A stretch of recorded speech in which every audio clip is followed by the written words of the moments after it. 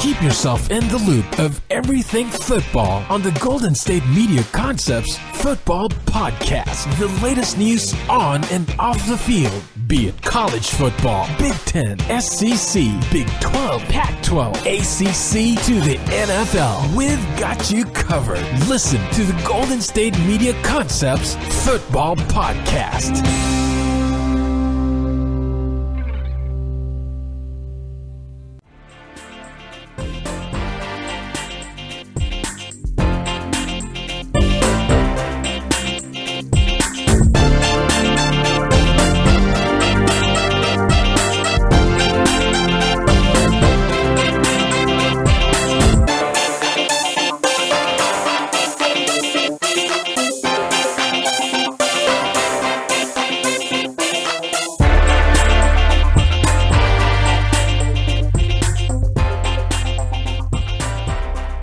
And welcome to the GSMC Football Podcast, brought to you by the GSMC Podcast Network. I am your host, as always, Jeff Malinoff, and with me is my partner in crime, Mark Souza. We got some things to talk about in the world of football as we are on the road to Super Bowl 53, almost at 43. We are at 53 now, and we have the opening media day of the Rams and the Patriots. It was kind of odd. I will explain that later.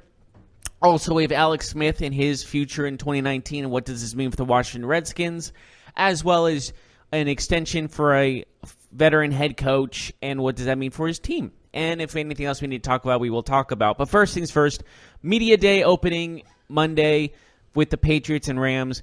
One of the most odd things I saw was Jared Goff and Tom Brady sitting next to each other answering questions, as well as Belichick and McVay answering questions. Usually teams are separated, but I guess not this year. It just seemed very off to me. Did you think it was odd they were all next to each other? Yeah, it seemed very nice.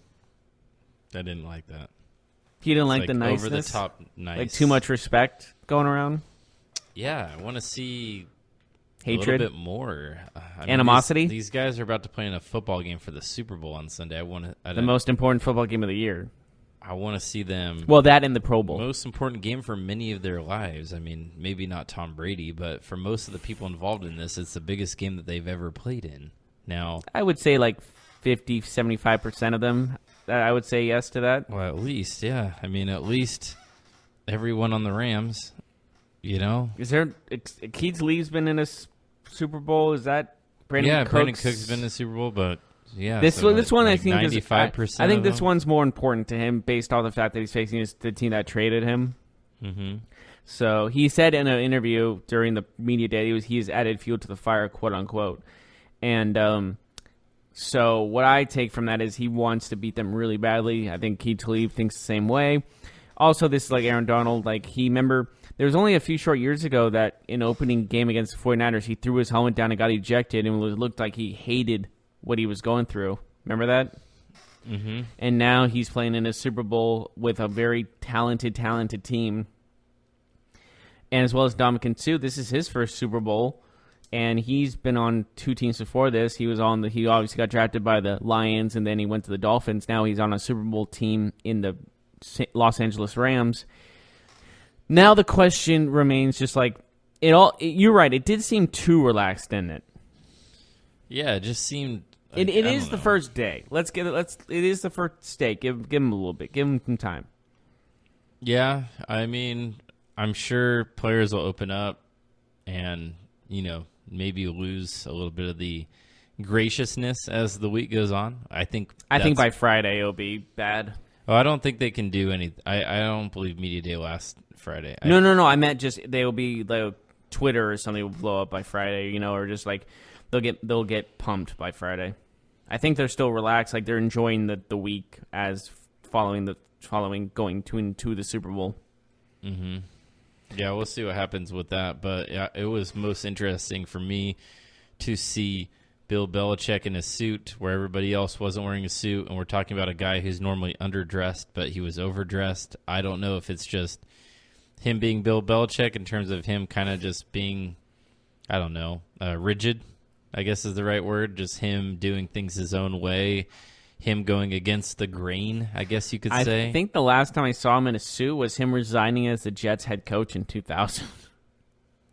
Yeah, I don't know. Speaking of which, I think yesterday was the anniversary of that. Sorry to remind you, Jets fans, Yeah, but you had Bill Belichick for one day as head coach. Yesterday was the anniversary of him, I think, signing Resigning. on to be the Pats coach or resigning. Yeah, one of those things. Do you know that he was 36-44 as the head coach of the Cleveland Browns? That's not bad. It was the 95 Browns team that was about to move to Baltimore, so That is very interesting, though, because a lot of times in today's NFL, we would call that a retread coach. We would call that, why is a team trying to hire somebody who is a failure in the NFL, and it ended up being the best hire in NFL history, to be honest with you. But, and then the age-old question, what if he stayed as the Jets head coach? And we don't know. I don't think it'll be the same exact way. Do you see him? People are like, oh, he'll draft Tom Brady in the 6th round like he did with the Patriots. I don't know if that's true. That's what speculations are always saying, but we don't know. Who knows? What do we see the Jets as this amazing dynasty and the Patriots as this failure of a franchise? We don't know. Yeah, probably not. But yeah, I mean, obviously, it worked out great for the Patriots. That they couldn't franchise turned into a dynasty, arguably the greatest dynasty in the history of football. I don't think any dynasty in football, except maybe the Browns in the 50s, have been this dominant. Because the Browns went to 10 straight championship games in the 50s. Because I don't think that'll ever be topped. Mm-hmm. Because if they had to do that, Brady's been in 9 Super Bowls, not all, but he didn't ever went to 10 straight. He needs to go to 7 more straight Super Bowls to tie that record, which I don't think is possible. Did they play football back then, or did they play something that resembled football? They played football. Oh, okay. They just had a humongous football, I think I remember back in the day. But no, they, believe it or not, people, the Browns used to be the greatest dynasty in football at one point. That was what year? In the 50s. This is the 50s period. They started in the AAFC, the All-American Football Conference. Then they went to 7 of those straight championship games. Then they went to the NFL and went to 3 straight championship games. I believe they won 7 in total. That was before the NFL, right? The NFL was around then, but not as it is today, obviously. But there was a bunch of different conferences, like the AAFC is the All-American Football Conference, which was separate from the NFL. But those two merged. And so they went into the NFL. So the NFL merged a lot of different football leagues, and then the Browns won 3. They went to 3 straight NFL championships their first 3 years in the league. So they were dominant. Mm-hmm. Their actually first game in the NFL was against the world champion Philadelphia Eagles, and this was supposed to be this team is not as good as everyone says they are because everyone knew they went to 7 straight championships, and they blew out the Eagles. Mm-hmm. So it's just one of those statement kind of games, which is can you imagine today the Browns and the Eagles? Actually, I can see it now. The Browns and Eagles being the 2 top teams in the NFL. Crazy world we live in. But yeah. Mm-hmm. There's your historical facts of the day. Mm-hmm. Interesting. So anyways, the Browns are still trying to recover that form from the 50s, I guess. Yep. 70 years later. Yep. So, anyways, regarding Media Day at this year's Super Bowl, it just seemed very odd. With you have both quarterbacks exchanging pleasantries, both coaches, everybody was very, I don't know, small talk, gushing over each other. It just seemed all very manicured and manufactured, might be a better word, but it's just I don't want to see that, man. I want to see them. I'm not saying they gotta fake it, they don't have to go over the top, but I want to see them sell the fight a little bit, when we see 2 MMA fighters or 2 boxers up on the stage, I want to see Belichick say we're going to beat the Rams into submission. That would be great. Break their back, make them humble. And I want to see Sean McVay say, we're going to run the ball down their throat, break their spirit, and then we're going to throw over the top, something like that. And to correct me, they went to 4 AAFC championship games and 6 NFL. That's the Browns back in the 50s. Just clarifying. Mm-hmm. But yes, you're right. It should be a little more bloodthirsty. It should be a little more at each other's throats. Because shouldn't Rams organization be you know what? I'm pissed because they beat us and they had a dynasty in that champion. They built a dynasty off of beating us. So why can't why do we have to, maybe they're the stop to our dynasty, So just an interesting thing to think about, how there could be a new dynasty waiting for the Rams in the Patriots' expense, just how the Patriots started their dynasty at the Rams' expense. The one thing that did get a little bit of, I guess, controversial responses was Nickel Roby-Coleman speaking about Tom Brady, saying, essentially paraphrasing, but saying that he's, past his prime. He's not the same quarterback that he used to be. That, of course, he's still the greatest, and of course he's a legend, but that he's, playing like he's 41 years old, because he is. So that caught a little bit of controversy. I guess some people made a big deal about that. What are your thoughts regarding Nickel Roby-Coleman's comments?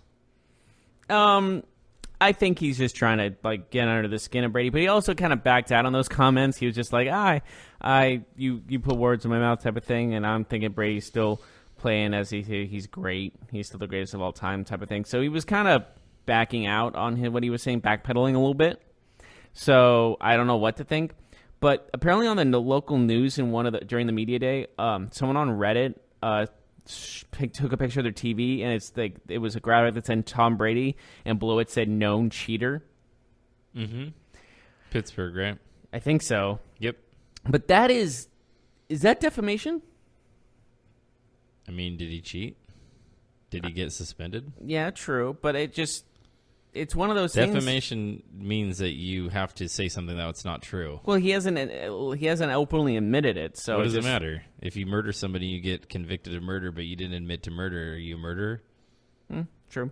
I'm just saying, that's kind of unprofessional on the newscaster's part is all. You don't think so? Now that I don't disagree with. I think it's hilarious, to be honest with you. I mean, it's a rivalry, right? Pittsburgh, Boston. I mean, I don't know. I think it's funny. They can't.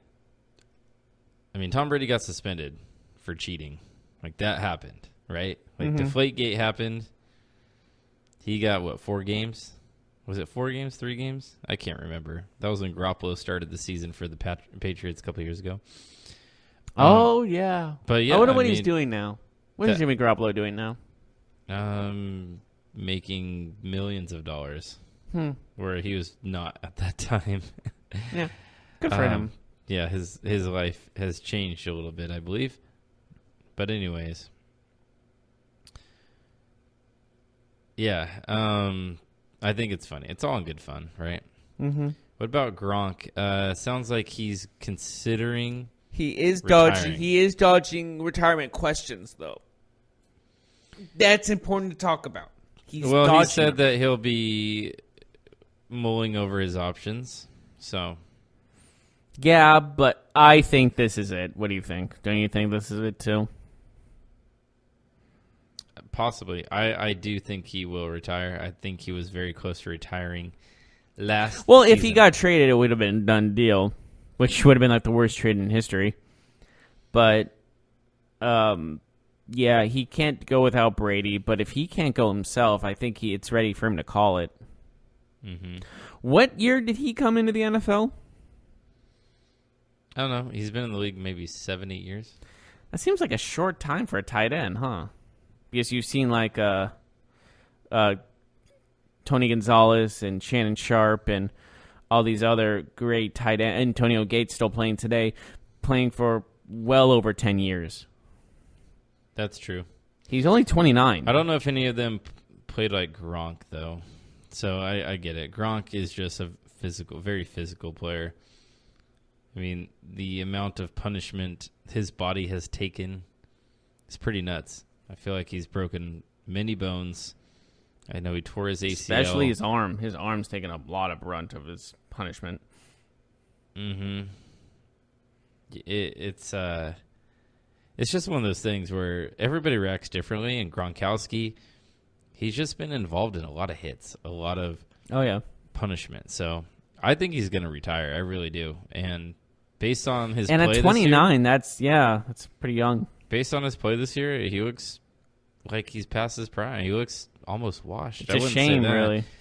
I mean, you tight washed ends up in the NFL there's not very many great ones. There's like maybe 3 or 4 in terms of receiving tight ends, and he's still got to be in the top 5 or 6. But yeah, he definitely looked different this year. And if he wasn't hurt, then maybe it's just time for him to go because of all the injuries that have accumulated on him.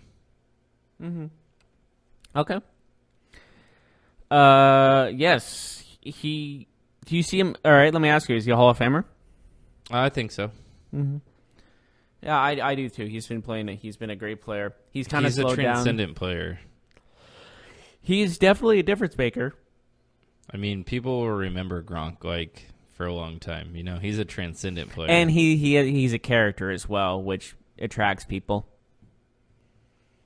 He's probably the biggest part. He's probably the biggest known partier of the NFL. Like, I know there's a lot of guys that party. Don't get me wrong, but he's a crazy partier. He's pretty well known for that kind of stuff. Mm-hmm. So, well, I mean, he went to Arizona like me, and there was plenty of parties. There was never a shortage of that. Yeah, but it's not Arizona State. Don't you dare say that to me again. I mean, everybody knows Arizona State's a party school. Arizona's ranked higher. Yeah, by who?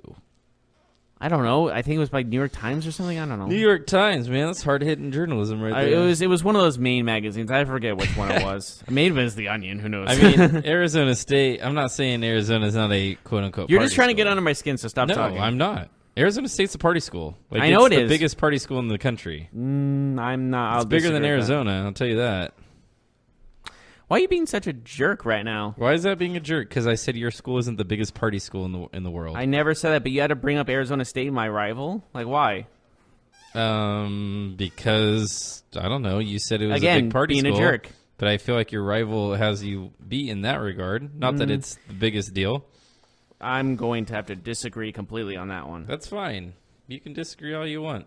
Number 1, ironically, is Tulane University. I read that. I think that was on that was one of the sites, which is weird. Not something you would actually think about. What list is this, by the way? It's on Niche. Who? I don't know. It's just a site that has an acceptance rate, overall grade, like, and all that kind of stuff. Dang. It has a lot. That's the site that you need to go to settle which college is the bigger party school debates. Niche? Well, I believe there's also reviews. Like, there's like over 2,000 reviews per. So Gotcha. it's one of those voting ones. I just never heard of like somebody being like, "Hey, let's go to." Well, Tulane's in New University Orleans. of Arizona party, you know, like ASU. Because you're never invited to them. ASU is like a thing, you know, like everybody knows that. Everybody knows if somebody's going to ASU, why they're going to school there, you know. Yeah, Arizona's just the same. I don't know why you're thinking it's different. Obviously, you're never invited to these parties. You're like upset about. I this. am a little It's upset. kinda Don't hurt ridiculous. my school. I'm defending my school. Your school has better academic prowess than Arizona State. How about you just go on that one? Why does it have to be the biggest party school? Because that's more important to people. Are you? Yeah, It's kind of hard to tell, or not hard. It's like, do you really care about the academic? Because People in Chico care because Chico State got voted the #1 party school by Playboy magazine, and that was like the biggest deal of all time. That like it's still a thing. Like people still talk about that. Wasn't that like 2002? It was a long time ago, probably like in the 80s when it first was voted party school of the U.S. was I think 1987. It was like ridiculously long time ago, but the reputation has been the same like ever since. Like people still think of it like that. So yeah. Go Chico State, woohoo! Yes, they're great. Undefeated. Yes, because they never play anybody. Never lost. Again, never played anybody. Never lost in a football game. But the thing is, if you guys set up a football matchup, you would have to forfeit because there's not a team. No, that's not true, man. That is true. Anyways, now that you're over being butthurt about what I said, oh, shut your mouth. Maybe we should go to a break and then come back. Yeah, we can. But first, I want to talk to you guys about investing. When investing and planning in your retirement, it's always best to get advice from the experts. Best-selling author Harry Dent, America's #1 economist, says the dark window is open. There's an opportunity to rapidly boost your retirement savings before the greatest stock market crash in American history. but this dark window won't be open for long. You can make up to 10 times the annual average stock market gain in just a few short months. Find out more by going to www.harrydentforecast.com. There is a very short time to take advantage of this dark window. So once again, go to www.harrydentforecast.com to learn more.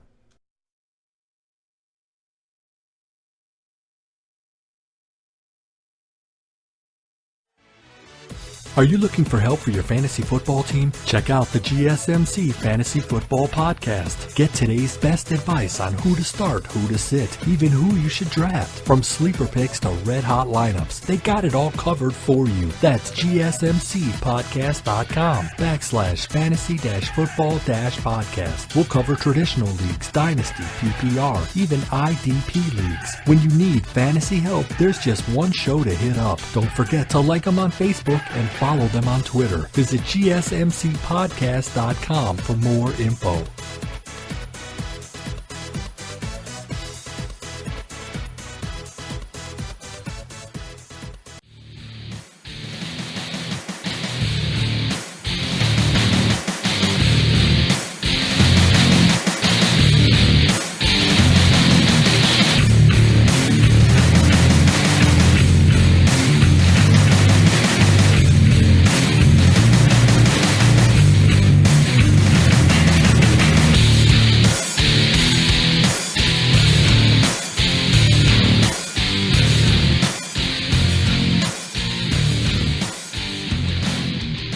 Welcome back to the GSMC Football Podcast. We were just finished talking about the Media Day of Super Bowl 53. Now we are moving on to kind of more depressing news as Alex Smith is most likely out for the 2019 season after his gruesome leg injury. And this begs the question, what does this mean for his career, as well as what does this mean for the future of the Washington Redskins? I found it interesting that it's like just being reported like, yeah, we know. We kind of saw what happened, and we've seen his leg since then. He's been out in public, and there's no way he's playing this year. So it's unfortunate. It's pretty sad. His leg was kind of rubbery when it got injured, so unfortunately. His leg break was as bad, if not worse, as Joe Theismann's. That is arguable, yes. How many games did Joe Theismann play after he broke his leg in the NFL? 0? 0. Yeah, oddly enough, same yard line.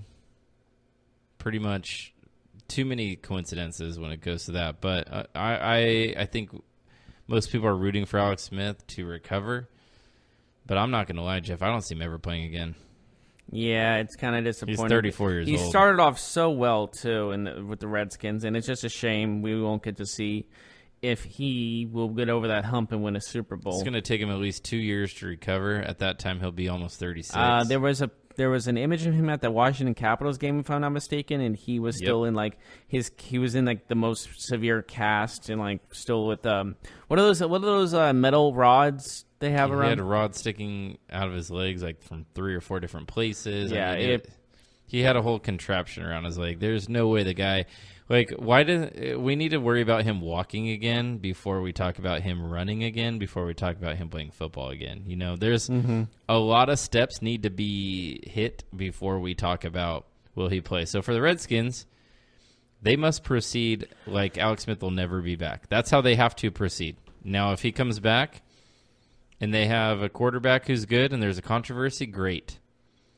But they cannot rely on him to be back in a year or two. They just cannot. They got to act like they need a quarterback. So that opens up the question to, will they go after a quarterback in the draft?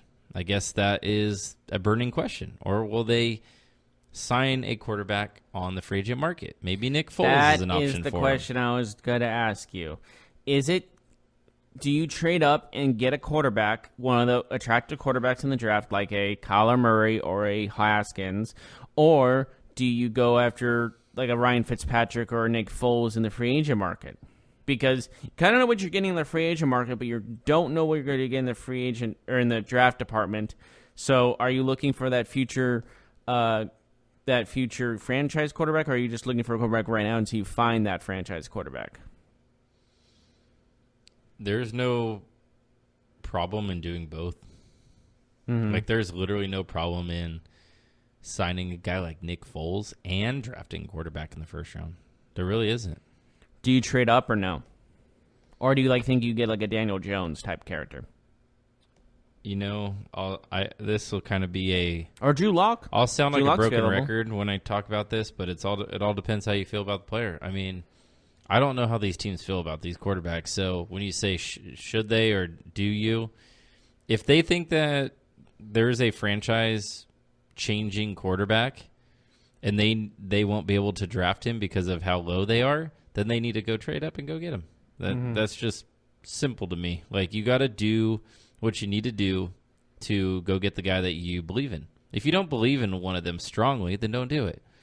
If you're happy with staying where you are in the draft, picking the best player that falls to you, quarterback or any other position, then do that. It's just about who they like. If they fall in love with one of these quarterbacks and they say, I have to have this player, I have to have this guy on my team, then go up and get him. But it'll be difficult for them. Okay. It is a interesting situation because there is a lot of options to go on, both in the draft, because there's actually more than just those two, Kyler Murray and Haskins. There's Drew Lock, who played extremely well in the Senior Bowl, as well as Daniel Jones, who won the MVP in the Senior Bowl, almost said Super Bowl, Senior Bowl. So there's more than just a two quarterback in this class. There's actually a handful of very talented ones. So it is the question of, it's all up to basically the ownership. It's all up to Dan Snyder. It's all up to the general manager. It's all up to what the Redskins think is best for their organization. So we will see how that goes, because they were starting out pretty hot with Alex Smith as their quarterback. They were first in the NFC East. Then he got injured, and they went downhill from there. So that is the importance of how a quarterback's momentum and how good a quarterback can be when it comes down to it. And obviously, like a Mark Sanchez or even Cole McCoy was playing okay before he broke his leg. So they had Mark Sanchez, and that was just a no-go. Then they had a guy, Josh Johnson, who barely played in his career. So it's one of those things where you got to look at what's the next step. And we don't know their next step.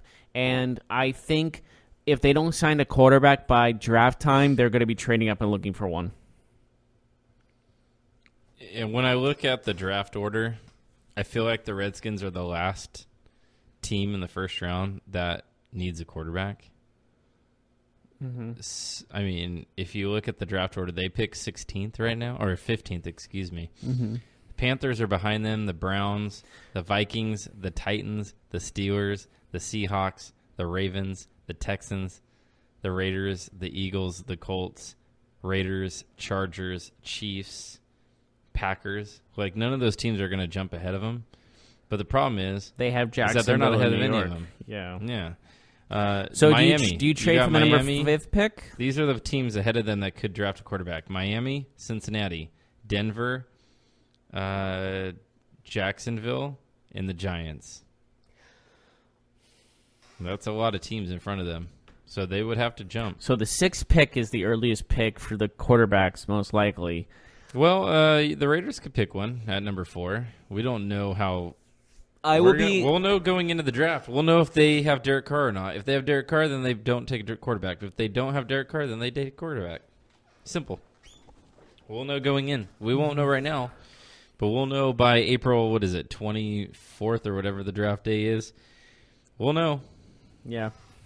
But again, it's all a guessing game at this moment. But if I had to make a guess, if the Redskins were going to look for a quarterback, they have to trade to at least the 5th pick in the draft, and they have to give up a lot to get that if they want the quarterback they want. Or they trade with Jacksonville, which I don't think they'll do. The Jacksonville, that is. So you just got to look for a team willing to trade down. Yeah. That's not looking for a quarterback. Or maybe they just go after Nick Foles and splash a lot of money his way, and maybe he chooses them over another team. I don't know who's in on Nick Foles, but it'll be interesting. I'm assuming it's going to be like some sort of sweepstakes type. It's like going to be the Nick Foles watch, kind of like, I'm not going to say like Bryce Harper, but it's going to be an interesting situation to see who's going to go after Nick Foles, because I'm going to guess at least 5 teams are going to go after him. 5? Yeah, maybe. You see less? Well, are you saying every team that needs a quarterback is going to go after him? Not who just are the 5?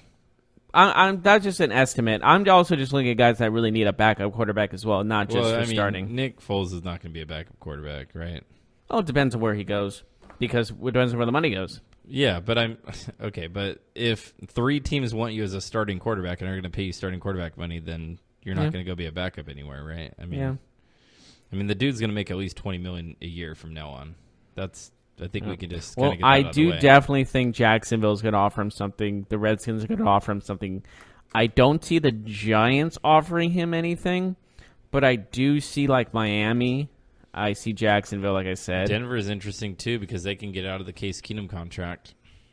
But they've already kind of made that mistake before with Case. I'm not saying Nick Foles is a mistake, but they've tried a guy who's had a great 1 season or 2 seasons, but he's known mainly as a backup. Well, yeah, but Nick Foles has been around the league, has had success. He's been in the Pro Bowl. He's won a Super Bowl. I mean, he's had success, right? I mean, Case Keenum was more of a 1-year wonder, but Nick Foles isn't. Like, he's proven that he can play well. But would that put you in like a, paranoia situation? I mean, what do you mean by that? Like, we already tried this once with Case Keenum, it didn't work out. But what are you supposed to do then? Like never sign a quarterback again because it didn't work out? I was thinking more along the lines of fighting the quarterback you won in the draft and trying to trade up for one, going to a guy that you can marinate yourself. But you have to, if you're gonna say that they were burned by Case Keenum, weren't they burned times 10 by Paxton Lynch? They picked him in the first round. The dude played 1 game for them and got cut. But that was a late first round pick, wasn't it? Pick 15, pick 16, maybe. That's still pretty late for a quarterback, at least. I mean, come on, man. You're splitting hairs here. If you're saying that they're burned by Case Keenum, they don't want to go the fridge round. They haven't had success at all drafting quarterbacks. John Elway just doesn't really know how to draft. It feels like. And I mean, Case Keenum's nothing to write home about. Their best player was undrafted. So what does that tell you? Case Keenum is nothing to write home about, but he was a lot better than Paxton Lynch ever was. Is Paxton Lynch even on an NFL team? He is on the Seahawks. That's right. He just got signed. So he was not with a team for like 6 months or 4 months or whatever it was. Roughly. Broncos cut him earlier this year. So, yeah, I mean, the Broncos are a possibility, though. They have to be a possibility. If they decide that they're going to cut Case Keenum and move on, they don't have a quarterback. And even if they keep Keenum, they sort of have a quarterback. So... Well, and you also have to think about Justin Herbert's going to be in next year's draft. Are people going to wait till him because he had all the potential? He was going to be arguably the number 1 pick in the draft before he decided to stay in Oregon. Yeah, maybe. I mean, he looks like a decent prospect. I don't know if he's such a draft. I don't know if he's such a franchise-altering prospect that you decide that's our guy in 2 years instead of just taking a good player this year. I mean... But a lot of people are very high on him, though. Right. But every year somebody's really high on a quarterback. Like, there's always a quarterback that somebody's really high on. But is he like an Andrew Luck type prospect? That's the question. Like, Andrew Luck was a top prospect. Cam Newton, those were regarded as like, okay, we need to trade up or we need to do whatever we can to get those players. Mm-hmm. Will a team do that for Justin Herbert? It's possible. The thing is about quarterbacks in college is that the mindset on them changes so quick. I mean, it wasn't long ago that Haskins wasn't a top 5 pick at the beginning of the season. I mean, he had the potential, sure. Kyler Murray, if we said a year ago that he was going to be possibly a top 5 pick and a Heisman Trophy winner, people would be like, yeah, it could happen, but it's just one of those things. It's a position where a lot of things can change. So, I don't know. Maybe they go after maybe a team really likes Justin Herbert and is willing to wait for him, but next year isn't Tua going to be the guy? Isn't Tua going to be the quarterback that everybody loves, you know? Yeah, he seems to be very high on everyone's list recently. Mm-hmm. And it used to be Jalen Hurts that was everyone's list. Now he's going to Oklahoma, and now he might be the guy who gets the number 1 pick. Who knows? Yeah, it's all... This stuff changes so often, especially the college quarterback. I mean, Daniel Jones, Drew Lock. I mean, I don't know. People's opinions of them change. We're going to see a lot of opinions change on the current quarterbacks in the draft change from now until April. Look at last year. Baker Mayfield was like the fourth or fifth best quarterback prospect going into last year's draft. On draft night, he ends up going number 1. Like that was pretty crazy. There was something the Browns saw in him, but it obviously worked because he might be getting Rookie of the Year in the AFC offensively. Absolutely. Looks like it was the right pick. It's either him or Lindsey, huh? Would you say? Yeah, I think Baker will win. Well, Lindsey, that's true. People aren't really looking at Lindsey as the Rookie of the Year, but I know Baker Mayfield broke a record, but Lindsey had a pretty... Even Nick Chubb has that argument outside chance. Yeah, absolutely. I think Baker wins just because he's quarterback. It's the quarterback. But he had a winning record, right? As quarterback of the Browns? I think so. Like in his starts, I think he had a winning record. Not easy to do, and quarterbacking the Browns. You also look at, in Phillip Lindsay and Nick Chubb, they might be one of the top running backs picked in the fantasy drafts, so good for them. Yeah, that's true. So next year. Anyways, we're going to go to a break, but before that, I want to talk to you about investing and planning for your retirement. And it's always best to get advice from the experts. Best-selling author Harry Dent, America's #1 economist, says the dark window is open. There's an opportunity to rapidly boost your retirement savings before the greatest stock market crash in American history. But this dark window won't be open for long. You could make 10 times the annual average stock market gain in just a few short months. According to the research of renowned Harvard economist Harry Dent, though, this window could slam shut later this year, and nobody on Wall Street is expecting it. This dark window is something bigger by far than anything he's predicted up to this point. And you could make 10 times the annual average stock market gain. Find out more by going to www.harrydentforecast.com. There's a very short time to take advantage of this dark window. So go to www.harrydentforecast.com to learn more.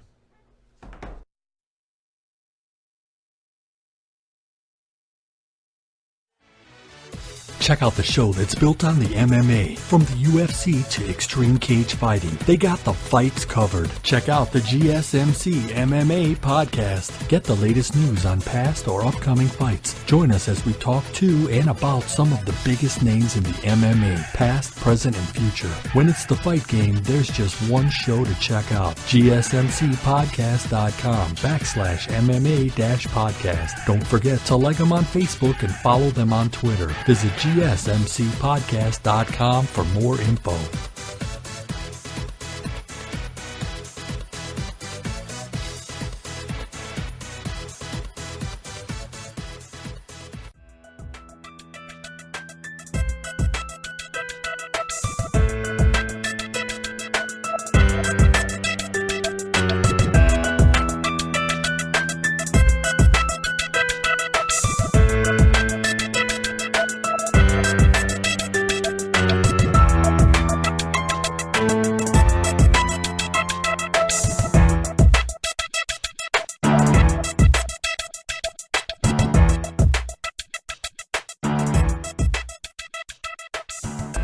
welcome back to the GSMC Football Podcast. Just finished talking about Alex Smith's injury and what that leads to the Redskins and the draft. Now we are moving on to other news. Some thought the Ravens were going to move on from John Harbaugh this year, but instead, since they made the playoffs, he has signed a 4-year extension with the team. What are your thoughts on this? Should they have moved on from Harbaugh, or do you think... It's interesting that we thought he was going to get fired during the season. There's a lot of reports that he was on his way out. It was almost a foregone conclusion, to be honest with you. And then they go on that winning streak with Lamar Jackson at quarterback, and all of a sudden we hear about the extension. So John Harbaugh signs a 4-year extension. I think he's a good coach. I think he's consistently has the Ravens in the playoffs, in the mix. They have won Super Bowl, so he has won. I don't really know what to say. I thought it was kind of a mistake if they were pushing him out or forcing him out, but no, I mean, it makes all the sense in the world to keep him. Yeah, I mean, you got to go with, what's the word I'm looking for? You got to go with what's working, and they're making the playoffs, so that's working. Mm-hmm. I mean, can't deny that for sure. Yeah, he's much more successful than most I coaches understand. in the league. I understand why people say they should move on from him. I mean, it's like they won a Super Bowl already. Maybe it's time for a new coach to take the reins. He's been around for a long time. I get that. But until he's going 4-12, he's not going anywhere. Yeah, that's true. You're not going to find too many coaches out there with the longevity that he has and a better record than he has. So, yeah, we'll see what happens with the Ravens, though. I mean, Flacco's another name that he's going to be most likely a free agent this year if they decide to part ways with him, which I believe they will. We didn't even talk about that about Alex Smith's situation. Joe Flacco might be the guy the Redskins go after. Nick Foles, Joe Flacco, those are probably going to be the two names we're going to hear a lot about unless there's like a wild card out there, like a Derek Carr or someone else that gets cut. It's going to be basically those two. Mm-hmm. It appears that will gain the most interest. I'm not sure how Eli Manning is still the starter in New York, but he is. He's going to be the starter until he retires. That's just how it's going to be. Talk about being loyal to one person, Jesus. Well, but what do you get? The guy hasn't been good for like 4 years, and he hasn't been good since. Well, that's being generous. He hasn't been good since 2011 when they won the Super Bowl. That's my opinion. Well, he was good for a couple years after that. Was he though? Yeah. All right. Mm-hmm. Yeah, for sure. But it's been a while. Very true. It's been a while. Been way too long. They're very loyal to him. I get it. He won 2 Super Bowls with them, but at some point you got to pull the plug. Yeah. know? They should have pulled the plug a couple of years ago, if I'm going to be honest with you. I'm just shocked that they're still using him as their quarterback and they haven't decided to play someone else or, maybe they'll draft somebody in the first round. We'll see. They have opportunity here to really go get a quarterback. Maybe Haskins, maybe Kyler Murray. We'll see about that. Yeah, this year there are a lot of options at the quarterback position, both free agency and drafting combined. So it could be anybody. And we honestly don't know. Maybe Joe Flacco ends up in Miami, the retirement home, basically, of the NFL. Maybe it'll be Joe Flacco and Le'Veon Bell as your 2 offensive additions for the Miami Dolphins. They're not tanking then, if that happens. Maybe, yeah. Why would you tank if you have one old quarterback and one guy, and it's like the best running back in the NFL, arguably? Well, we don't know if he's the best running back in the NFL. He hasn't played in the NFL. I said arguably. I know what you said. That's why I'm giving Levy. Well, he only missed 1 season, so that shouldn't change much, at least. Maybe. I don't know. It's hard to get back in the swing of things when you miss football games, He obviously hadn't been training or something. He hadn't been doing He looked like he gained a little bit of weight, I'll tell you that, when they were showing those pictures of him on jet skis and stuff. Well, you know what? Maybe he's self-conscious. Maybe he just hurt his feelings. You happy about that? No. You apologize to him? No. He's a professional athlete. You should stay in shape. Well, technically, he wasn't a professional athlete last season. Well, he should be ready. I'm sure he'll be fine when the season I guess he starts. was contracted, so he was a professional athlete. I mean, he still had to stay ready. If he didn't, that's a cause of concern. Well, I guess it depends on how he does when it comes to the off season. Once workouts begin and all that good stuff. Are the Rams the NFL's next dynasty after the Patriots are done?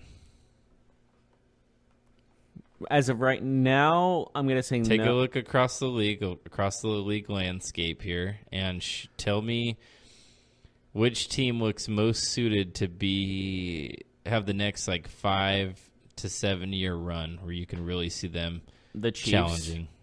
Chiefs, that's a good one. I want to say the Saints, but I got to find out who the quarterback is after Breeze because everything else seems to be clicking. We can't put the Saints in there. But the rest of the team Breeze is extremely 40 years old next year. But the team around him is extremely talented. Right, but we know the rules about this. It's a quarterback's league. Yeah. The Colts? Possibly. The Texans? Definitely the Colts. Deshaun Watson has been showing me maybe. How about NFC teams? NFC?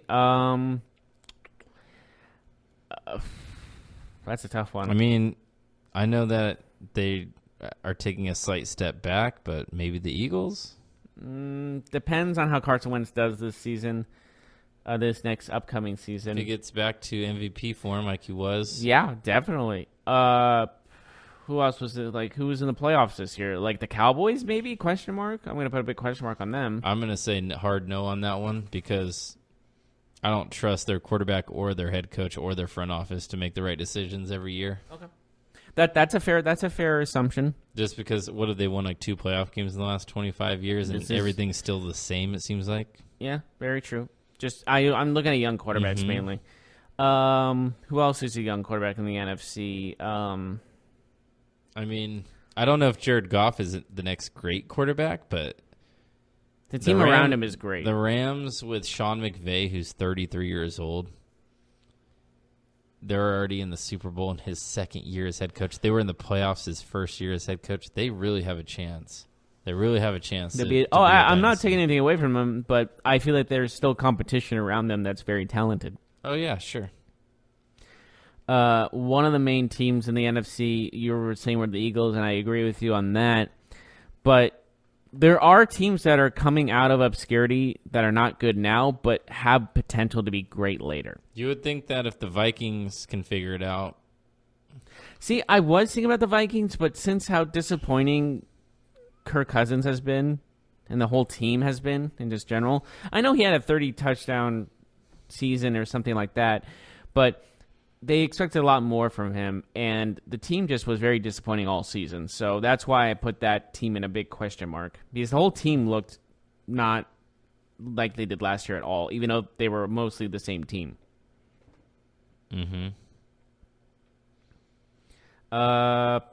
Let's see. Any other NFC teams we should look out? We should think about? I mean, not as of right now. The Bears? The Bears, though, they got to win a playoff game first. Like something, like this was the first year with Nagy, and I really loved what they did. But I got to see it another year. Well, if it was like the Rams last year, for example. True. The Rams last year, I couldn't say this about the Rams last year, but now that they've proven that last year wasn't a fluke and they got better and they look like they could possibly win the Super Bowl, I mean, now I'm confident. That's kind of why I put the Eagles up there, too, because the Eagles just had 2 good playoff runs, including a Super Bowl winning run. Well, let me play devil's advocate here. If it wasn't for the missed field goal by Parkey, would you put them higher on your list of contenders? Depends how they would have fared in their next game, honestly. Okay. To be honest with you. Now, I just think it's a fair assumption to think about the what-if scenario. Absolutely. If they come out and they play, so they would have played... Let's see. They were 11-5. No, the Saints. I'm pretty sure they would have played the Rams because they would have had a better record than who moved on to the other side. It was Dallas and so the Rams were the number 1 seed. No, the Saints were the number 1 seed. Sorry, the Saints were the number 1 seed. The Rams Eagles were the 2. lost. The Eagles and Bears faced each other, correct? Or was it? Yes. Who did the Cowboys play? The Cowboys won their playoff game against Seattle. Seattle would have went to New Orleans because... Wait. Hold on. You mean Seattle lost. So. Oh, Seattle? Dallas won? Oh, that's right. I'm sorry. Yeah, Dallas would have went on to New Orleans because of the fact they had the worst record than the Bears. So the Rams would have went to L.A. Yes. The Bears would have went to L.A. The Bears went to L.A., sorry. The Rams would have already been in L.A. Yeah. Bears would have went to L.A. Okay, so depending on how they did, now I know they beat them in the regular season, but I don't care about that. Gurley is on one leg at this point. Goff if the Bears would have made that game interesting, if it would have been close even in a loss. I think it would have been close because the fact like I said, Gurley had an injury. Goff has declined since that game. Would you agree? He declined since that last meeting against the Bears. He had a tough game. He had a tough stretch. I don't know if it was that game per se, but but later at the end of the season he had a tough stretch, which actually made us very concerned about their playoff hopes because of how Goff was playing. And something happened to that offense for a few weeks. Yeah, and we don't even know how much Gurley will play in the Super Bowl for that matter. That's a serious concern also. And then you also look at... But going back to what you were saying about the Bears, I don't know. Like, I'd still probably need to see another year from them to say that they're on the fast track to the next NFC, at least the NFC's next dynasty, because the Rams showed it 2 years in a row. The Eagles showed it 2 years in a row that they're contenders, that they have kind of a good thing going. Because, it's easy for a team to make a playoff run once. It really is. But to show, because things change, injuries happen, personnel changes, there's a salary cap. So, one thing in the NFL is you never have the same team twice. You never do. There's too many. There's at least 10 to 15 new players on a team every single year, which is crazy. That sounds accurate. So what other sport really can you say 20% of your team changes every year? It's hard. It's hard to say. 20 to 30. Yeah, I can't think. It's really hard. There's a lot of turnover in football. Yeah, and it's also the fact there's 52 guys on a roster, right, and there's 11 guys on the field. So there's you bound draft to 8 or 9 guys. You sign 5 or 6. And you kind of have to cut people. Yeah, you get rid of either by cutting or players running out of contract. 15 players or so. About that, I'd say. So when the Bears, I fully expect the Bears to be good next year. In fact, I will say right now the Bears are the favorite to win their division next year. Them and the Vikings, I think, have proven. I think the Packers are now a distant third. Do you think they're in? I think they're in rebuild mode. Even though they have Rodgers, I understand Rodgers is amazing. Don't get me wrong, but the team around him is rebuilding. Mm-hmm. Yeah, and he's not on the best of notes with his teammates, which is a huge question mark for guys that are going to be free agents wanting to go to Green Bay if they want to deal with a supposed headache that is Aaron Rodgers. The last thing I want to talk about on this episode is the Madden simulation has the Rams winning the Super Bowl 30-27. What are your thoughts about the Madden simulation? Well, from the reviews I've seen of Madden 19, this is the first Madden I haven't gotten in years, and I think it was I've gotten a Madden every single year, first since 2001. I haven't gotten a Madden yearly. And this one I heard was one of the worst Maddens. I know this is off topic, but it was one of the worst Maddens they've had. And based off that, I say that I can't trust it. But it makes sense overall that it ended on a field goal because it can't make it a blowout. So, honestly, those Madden simulations, to me, aren't really simulations. They're let's pretend these are two computers, but in reality, it's two guys just playing and making it a competitive matchup. Mm-hmm. It's scripted almost. 30-27, so that's your score. That'll be the game. And Adam Vinatieri will sign with the Rams on a one-day contract and kick a field goal for the win. The leg. I know. I'm just making a joke on how when the first Super Bowl went down. Mm-hmm. The first time they played in the Super Bowl 36 was that AstroTurf that was concrete that looked awesome on TV, but it looked like it hurt like a what in reality. Mm-hmm. Because that was just concrete. That was just painted concrete, basically. That's what players said. So, have you seen the stadium yet for the Super Bowl? It's officially ready. Nope. They have the Rams end zone and they have the Patriots end zone. The Rams are going to be wearing their their blue and yellow uniforms, which is the best decision they've made. Patriots in white. Yeah. But the streak of white jerseys being on, before last season, before the Eagles won, it was Super Bowl 45 was the last team with a colored jersey to win a Super Bowl. So 46, 7, 8, 9, 50, and 51. 6 times in a row we saw the team with the away jerseys win a Super Bowl. Interesting. So then you look at last year was a home jersey again. So maybe that benefits the Rams. But I love the fact the Rams are wearing their yellow and blue. That's my favorite jersey in the NFL. Yeah, it's pretty nice. Is that your favorite jersey in the NFL? I don't know, but it's up there. Oh, yeah. It's good. The Niners alternates, the all-white, was pretty gorgeous as well this year. The 94 look. I love the black numbering. I thought that was gorgeous. Gosh, there were some nice jerseys this year. I also like the Rams all yellow ones too. They're Color Rush. I kind of like that. I kind of dig those as well.